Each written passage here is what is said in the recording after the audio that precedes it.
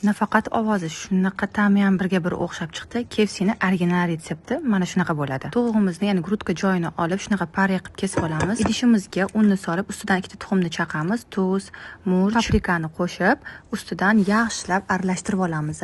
Bir piyola suvni qo'shib yorib, massamizni tayyorlab olamiz. Shunaqangi quyuqlikda massa hosil bo'ladi. To'g'ragan filelarimizni solib, yaxshilab aralashtirib, kamida 2 soatga muzlatishga olib qo'yamiz. Juda ham go'shtamiz zo'r bo'ladi shunda qizlar. Bir pasda 2 soat ham o'tib ketdi. Endi massamizni olib unlaymiz orqa oldini. Xuddi shunaqa qilib unlab olamiz. Qizib turgan yog'imizda baland olovda pishirishni boshlaymiz. Yog'iga solishinglar bilan o'zi shunaqa formaga kiradi. Kumur bo'lib juda ham mazali bo'ladi. Bir martagina bo'lsa ham albatta shu retsept asosida tayyorlab ko'ring. Faqat shu retseptni tayyorlaydigan bo'lasiz. Ovozini eshityapsizlarmi qizlar? Albatta tayyorlab ko'ringlar. Like bosib, yaqinlaringizga yuborib saqlanib qolishni unutmanglar.